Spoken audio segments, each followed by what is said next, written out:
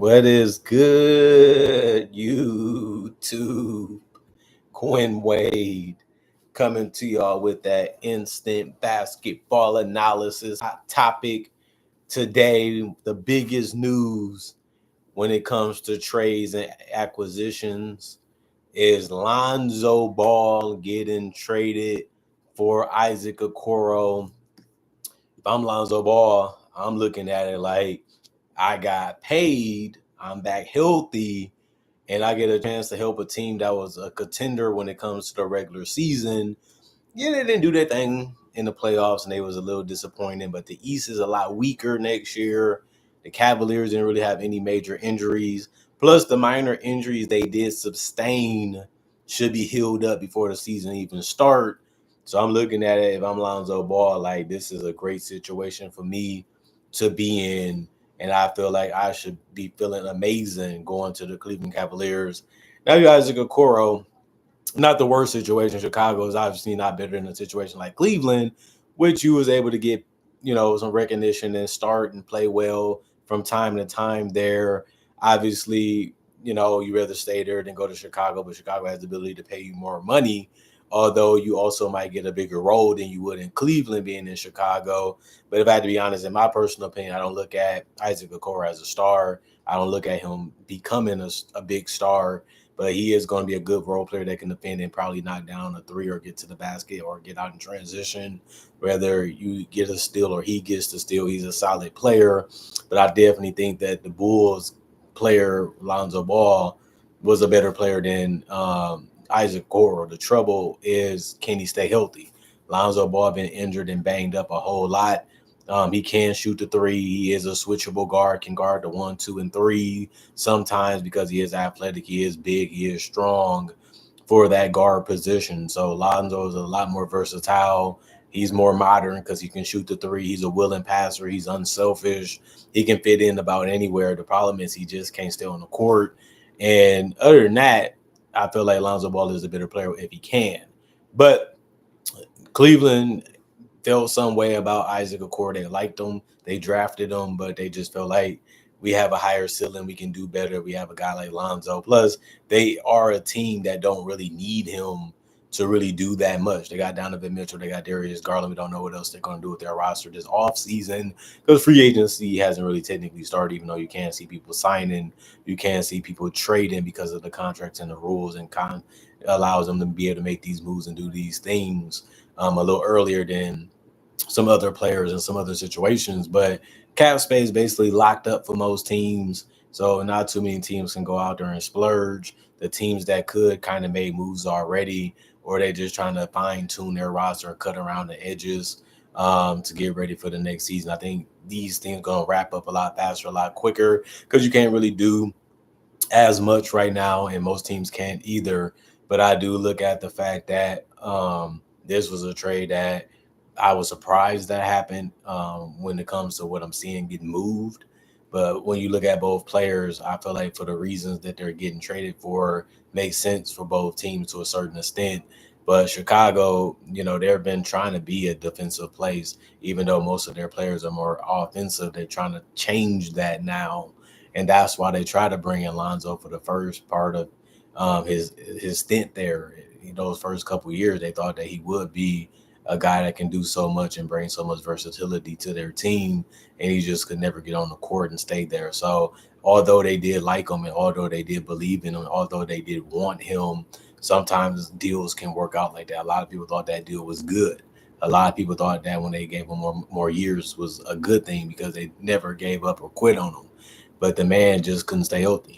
And that's a risk that you take sometimes, and it's part of the game, and it's an ugly part of the business, it's an ugly part of the game in general, and none of us like it, even as fans. But, he has been stripped of a lot of his greatness. He has been stripped of a lot of his reputation. He has been stripped a little bit of his identity because he hasn't been able to show people what he can do enough.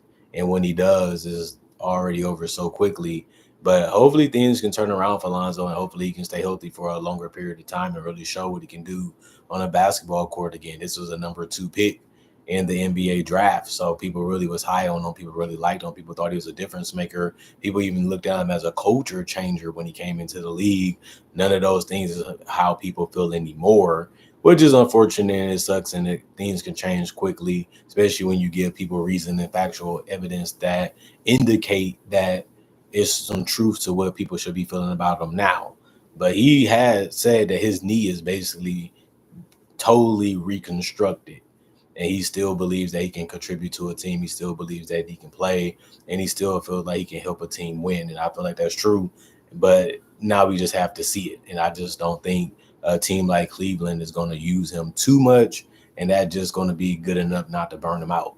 And they could use size at that position. We've seen Darius Garland get picked on time and time again in the playoffs. So it does make sense for them to put a bigger guard out there sometimes, and even just play him at the two sometimes defensively, or even the three, just because he still is a competitive player and he doesn't like to get, one up, as he has been one up like most NBA players have, but he doesn't like to give it up, and that's what you have to like, is that fierceness that he gives.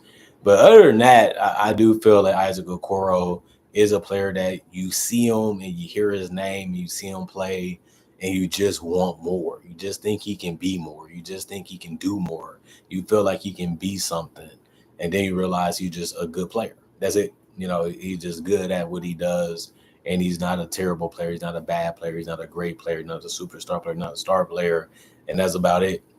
But the Bulls made an impressive recovery to get back from missing parts 4 seasons due to multiple knee surgeries. Basically, what Lonzo Ball did. He did appear in 35 of the Chicago Bulls games last season, and he did look pretty healthy, even though his knee has been totally reconstructed, as he has really been struggling with that knee. And he's literally finally getting confident in his game and confident in what he can be and what he can do again. And Lonzo Ball did average 7 points and 3 rebounds and 3 assists in 22 minutes per game last season. And don't forget, late in the year, Ball did sign a 2-year, $20 million extension with the Bull. That deal includes a $10 million player option for the 2026-2027 season. Okoro, for those that don't know, signed a 3-year, $33 million contract with the Cavaliers just last season.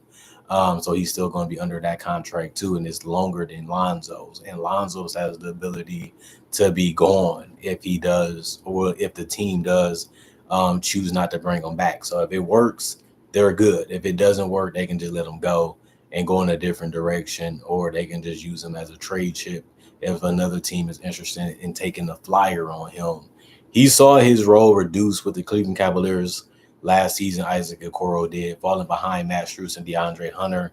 They bigger, they're stronger, they can shoot better. So it makes sense for them to go in that direction because they can do more for their team on and off the ball while not giving too much up defensively either. And that's why Isaac Okoro was known for his size, his athleticism, and his potential to be a two-way player, or we call it 3-and-D player in this league. Other than that, the Bulls had a lot of guards under contract, which is true. So let's flip one that we like for a wing and try to go in a different direction there, because the contract that Isaac Okoro is under is basically, to me, in my personal opinion, really, really similar to the one that Lonzo Ball is under too. So they're not really gaining or losing too much traction there. The Cavs rotation is basically going to be solidified at this point. They can't really do too many moves, but this was a small minor move. I don't think it's going to change a lot or make a huge difference, but it is something that they wanted to try to do, and it makes sense for them to go in this direction if they feel like a guy can do them, some justice. And the Bulls had a lot of guards under contract, like I said, and are likely to re-sign Josh Giddey this offseason. And they're trying to add a defensive wing, and that was the purpose of them getting rid of a guard to add a bigger wing in Isaac Okoro, and that can balance out their roster. By adding Ball, Cleveland protects themselves against potentially losing Ty Jerome, who is a unrestricted free agent this summer. So that's another thing to look at. He was one of their best players off the bench, and they wanted to keep him around to the point where they even got rid of Georges Niang and Karis LeVert, just to show him that you're the guy we like, you're the guy we need. And now they're showing full commitment to that with this move, and that makes sense. And It always has. If you get these guys in and you know what they can do and you know it translates and they fit in your rotation, they fit in your system, and they have been one of your most productive players, why wouldn't you reward them? Why wouldn't you show them that you're appreciated, you're needed? And that's what the Cavaliers have done for years. And now they're just doing that again. And the Bulls are doing the same. Josh Giddey was fantastic for them last year. And why not continue to try to see what he can offer and see what he can do? You gave up an aging Caruso, although he won a championship. You get a young guy that can do so many things: rebound, pass, score, defend a little bit, and also play in transition. Those things are key to winning basketball games, and he helped them win a lot of basketball games. Last year, it just they didn't win enough to make the playoffs, which is unfortunate, but it was a step in the right direction because they weren't that far from that. Other than that, another big thing that we found out is that the LeBron is expected to pick up his $52 million player option with the Lakers. That's a lot of money, and a lot of teams can't afford to take on that contract. But he is still one of the top players in the world, and he has been it basically his entire career. So I don't really blame him for getting that type of money. And the Lakers are in a great position when it comes to being able to make the playoffs again in the Western Conference. They still need a lot of work with that roster if they're going to win the championship. But LeBron said he's not going to be hanging around that much longer. So I guess this is the last dance with the Lakers. If it works, it works. If it doesn't, at least he tried. And he know that they're going to do whatever it takes for them to try to win. We just got to see what moves and things they do, not just in the offseason, but also at the trade deadline, also at the buyout market later next year. And other than that, LeBron is picking up that option. It will leave enough room to sign a player via the 5.7 million taxpayer mid-level exception. This is somewhat dependent on for Dorian Finney-Smith, who has a 15.4 million player option of his own for the next season. So they are waiting on that, and we're going to see what they do in that situation. Other than that, Julius Randle is this in the Wolves. They are expected to sign a new contract. They did get to the Western Conference. They was able to get off that Karl Anthony Towns contract and still have similar success without him. But the Minnesota took care of Naz Reid in full by agreeing to a 5-year, $125 million contract. Next up is believed to be another front court signing, which is going to be Julius Randle. Randle already holds a 30.9 million player option for next season. That's been a belief that Randle and the Wolves will come to agreement on a long-term deal. Randle's not that old, so it makes sense for them to try to keep him because they do need to keep that position as great as they can if they want to continue to win with Anthony Edwards. Randle could pick up that option, then sign an extension, or Randle can decline that option and sign a deal just like Naz Reid ended up doing. Either way, Minnesota may look to bring Julius Randle's salary figure on for next season down from the 30.9 million he's currently owed. That could give the Timberwolves the ability to stay under the sacred apron or possibly create some tax savings to re-sign one of the best players they had off the bench, Nickeil Alexander-Walker, who is also looking to get paid. And by the way, Naz Reid and the Wolves agreed to a 5-year, $125 million contract. A lot of people didn't even expect Naz Reid to be in the league, and now he's getting paid $125 million. He's a good player. He's one of their better players, and he's one of the best players at his position. A six-man of the year winner, showing you how good and how valuable he is in this league and how much they do need to, value him, and they ended up doing it very quickly. Really took no time for them to get this deal done. Reed, who is represented by Sean Kennedy, will decline his $15 million player option for the 2025-26 season to sign the new contract. The contract includes a player option in the 5th year, allowing him to go back into free agency if he chooses to, then re-up with the Wolves or whoever team he's on, providing Reed will additionally security and flexibility when he is 30, which is showing you how young this team still is. although they're having a lot of success, and we've been seeing that a lot in the NBA lately. Reed previously signed a 3-year, $42 million contract in June 2023, and now he signs a big one in 2025.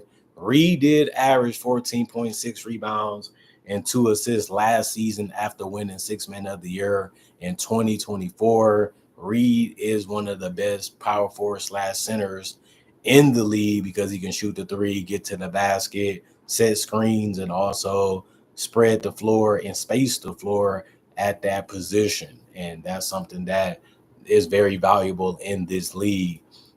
Pistons were preparing to offer Nas Reed a contract, but it didn't really happen because he signed back with the Minnesota Timberwolves very quickly. Not only that, Davion Mitchell, he'd agreed to a 2-year, $24 million contract. Obviously, he ain't gonna be making $200 million. He's not that type of player, but Davion Mitchell was one of the best players on their roster last year. The man brought great defense, great competitiveness. He was able to hit his threes a little bit too. In the 30 games, the 6'2" guard averaged 10 points, 2 rebounds, and 5 assists in 31 minutes per game.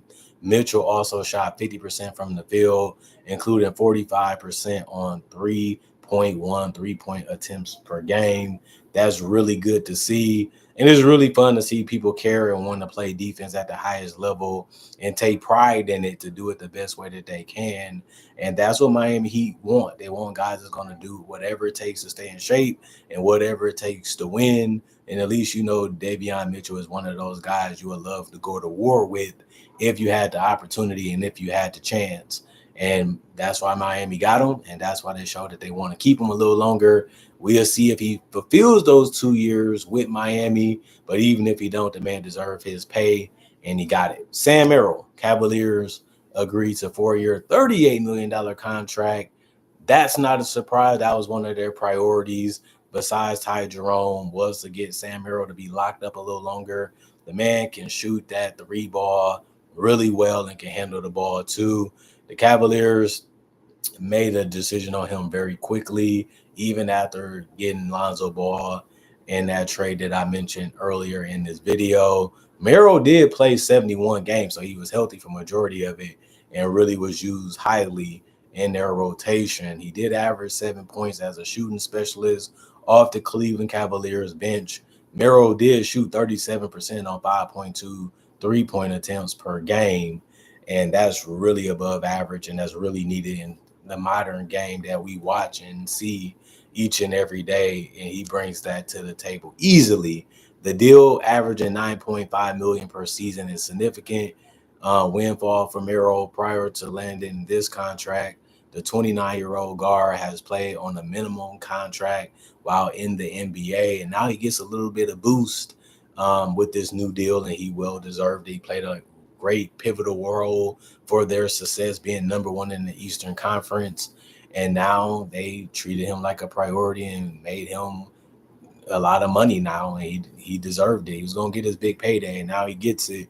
Now we're going to see how long he's going to hang around in the league and continue to help teams win basketball games. Nicholas Batum, he's going to decline his 4.9 player option with the Clippers. That's a little bit of a shocker, but the Clippers forward is going to decline it. He will become an unrestricted free agent on July 1st.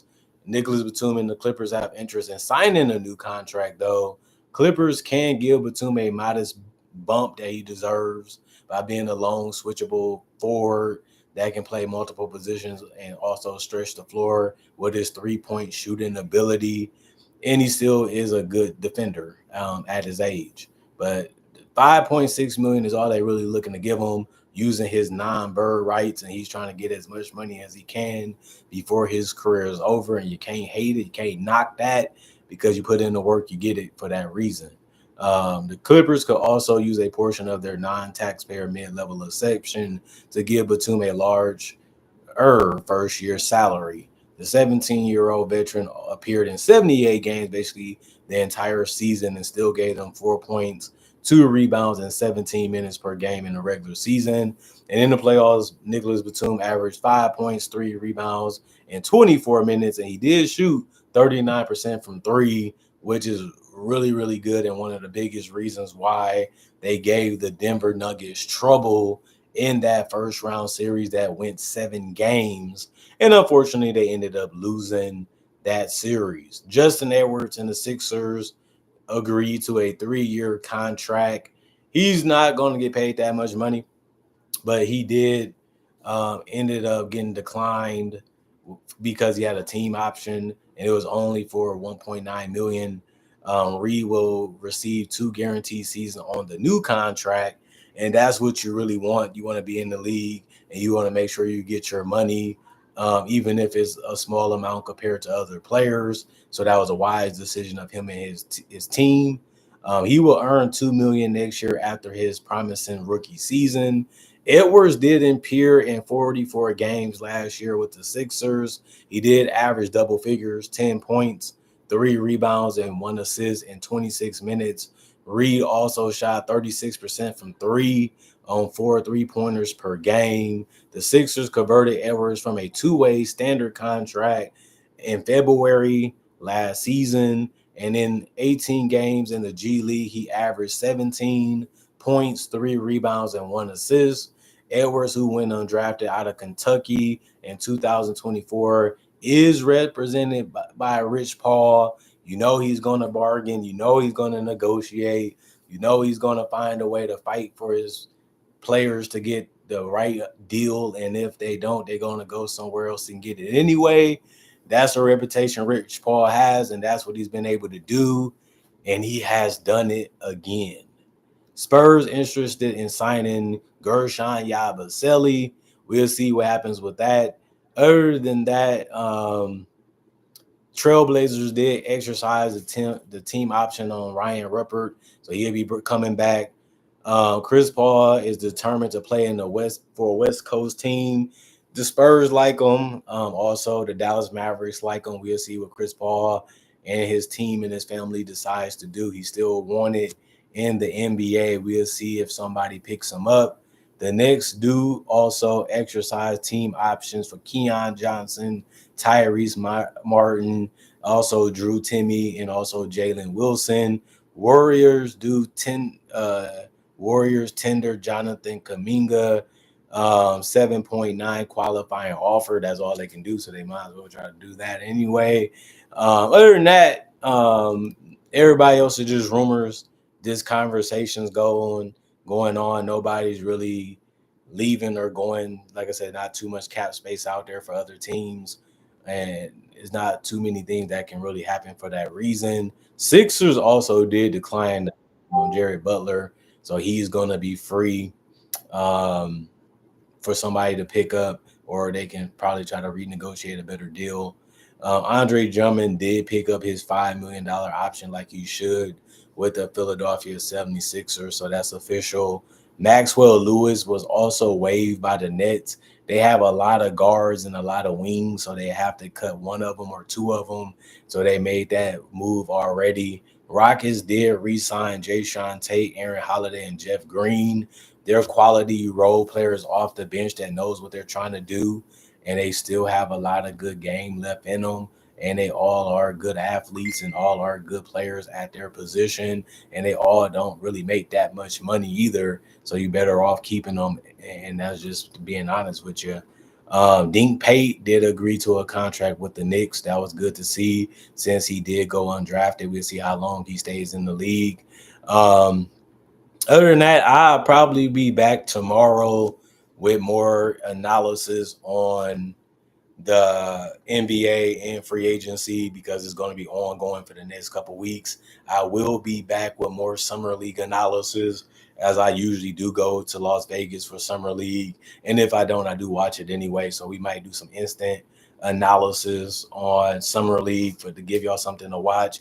Don't forget, I do breakdowns with real footage. So I might do Cooper Flag breakdown in summer league. I'm definitely going to do it during the regular season. You're going to get guys like Ace Bailey, Dylan Harper, and all those things. So don't forget about that. I don't really have a problem with Lonzo Ball. I got respect for him. He made it to the league. He was a good player in college. and he's still fighting to stay in the league to this day. And he showed that he still can play and he still deserves a role in this game. And I give him credit for that because that's factual. But I also will say, comment, like, subscribe, and share. Hit the notification bell for more analysis. And if you're new to the channel, I do conversation videos just like this, but I also do breakdowns of real footage of legends, current legends, rookies, also future stars. Also do mock draft and draft coverage. And not only that, I also have over 3,000 plus videos on my channel that you can watch and enjoy already. Not only that, I also upload basketball content each and every day that I'm living. So if I'm living, you're getting some basketball content, and it's basically going to be the NBA. So if you love that type of stuff, this is the channel for you to check out and want to be subscribed to. If you can't live without basketball, you can't live without NBA. I'm a hooper's hooper. So if this is the first time seeing me, this is the first time hearing from you. Once you watch my old content, you will become a fan. I guarantee it. Other than that, hope you guys enjoyed y'all weekday. We are already back to the weekend as quick and as fast as that can be.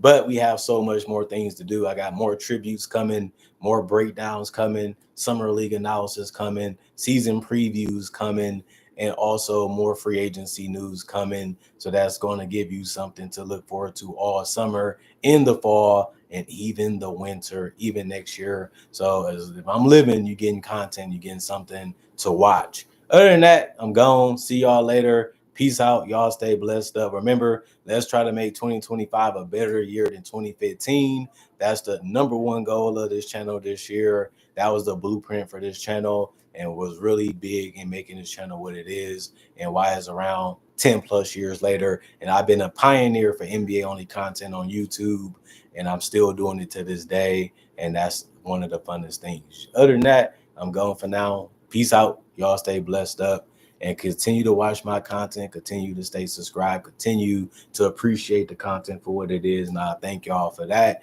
because y'all really don't have to, because there's so many other channels making basketball content too. But y'all still make time for Quinn Wade and his analysis. And I love y'all and appreciate y'all just for that, even though most of y'all don't really know in person. But some of you guys do and have met me, and y'all have been fans. And thank y'all for supporting me in the past, in the present. And I will be blessed if y'all continue to do it even in the future. Other than that, I'm gone for now. See y'all later. Peace out.